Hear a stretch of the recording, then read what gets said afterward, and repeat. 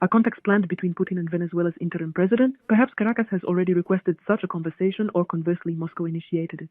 Currently, President Putin has no such plan scheduled for the immediate future, but if the need arises, it can certainly be organized. However, through diplomatic channels, we are in constant contact with the interim president.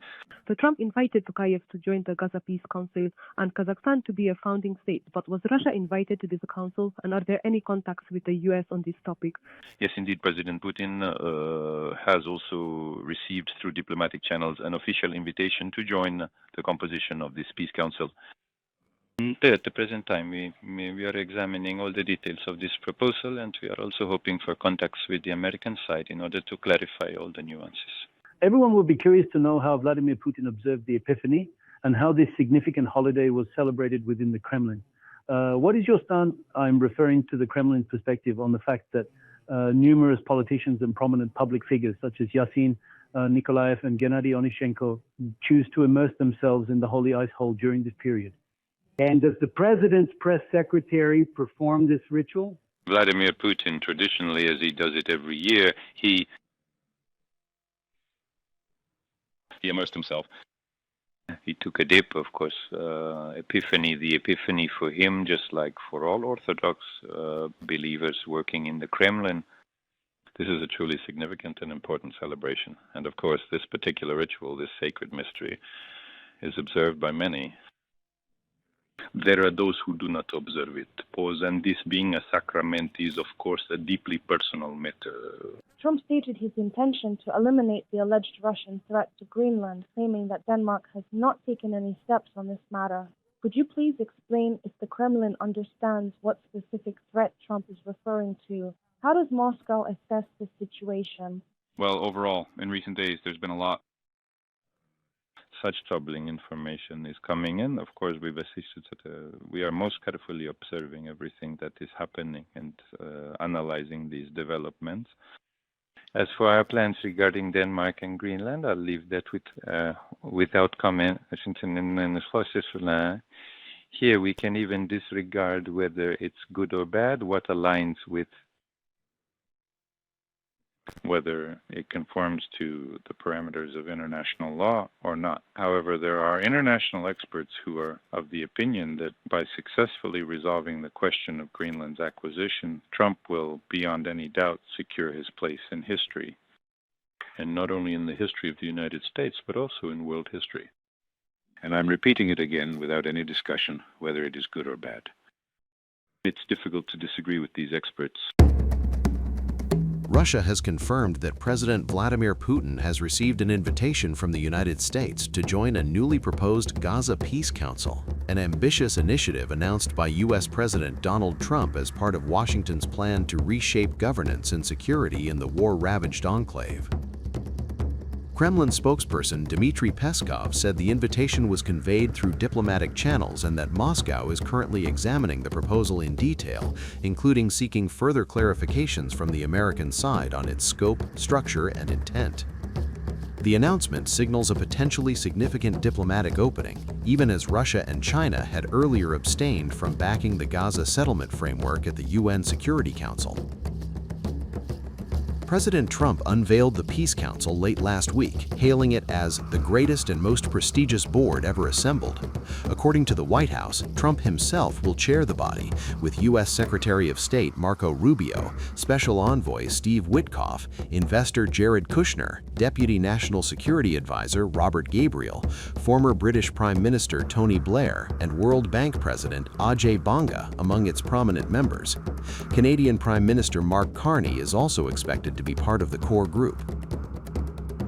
Invitations have been extended to a wide range of global leaders, including those from India, Egypt, Turkey, Canada, Brazil, Argentina, Greece, Albania, Kazakhstan, and Hungary. Ottawa and Budapest have already confirmed their participation, while several others are still weighing their response.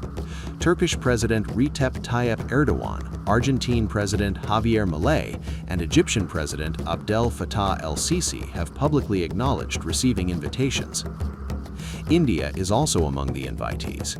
U.S. Ambassador to India Sergio Gore shared a letter dated January 16th in which Trump invited Prime Minister Narendra Modi to join what he described as a critically historic and magnificent effort to secure peace in the Middle East and pioneer a new approach to resolving global conflicts. It remains unclear whether New Delhi has accepted the offer. The Peace Council forms a key pillar of the Trump administration's Gaza plan, which was backed by 13 of the 15 members of the UN Security Council last November, with Russia and China abstaining. The proposal envisions the temporary international governance of Gaza, overseen by a Palestinian technocratic committee, alongside the deployment of a stabilization force coordinated with Israel and Egypt. A separate executive or advisory board would support the main council chaired by Trump. However, the initiative has sparked unease in diplomatic circles. According to reports citing a draft U.S. charter, countries seeking to retain membership beyond an initial 3-year term may be required to contribute up to $1 billion in funding. Each member state shall serve a term of no more than 3 years, subject to renewal by the chairman, the document reportedly states, prompting concern over both financial commitments and governance norms. Several governments have reacted cautiously, with Western diplomats warning anonymously that the Council could undermine the authority and relevance of the United Nations if it evolves into a parallel conflict management structure. 3 diplomats and an Israeli source told Reuters that Trump may eventually seek to expand the board's mandate beyond Gaza to oversee other conflicts he claims to have resolved.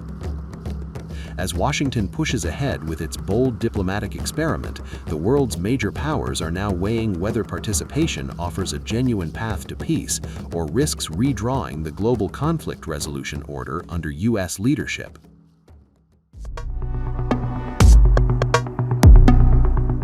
A new power play is unfolding in the Middle East, and it comes with a price tag. U.S. President Donald Trump is proposing a post-war Gaza order where influence isn't negotiated, it's bought. $1 billion for a permanent seat at the table, and Trump decides who gets in.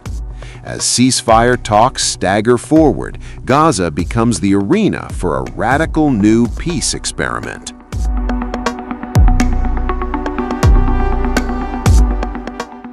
According to Bloomberg, the Trump administration is floating a controversial idea, a Gaza Peace Council, not symbolic, not advisory, a governing body that would shape Gaza's post-war future with one extraordinary condition.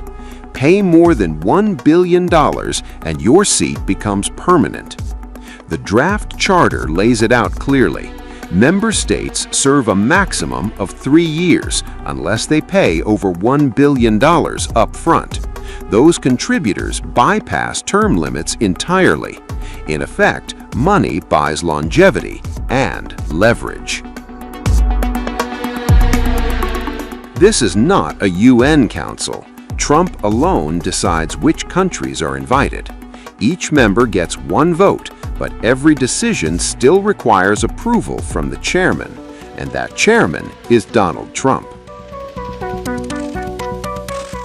Meanwhile, in Cairo, a Palestinian technocratic committee has quietly begun work.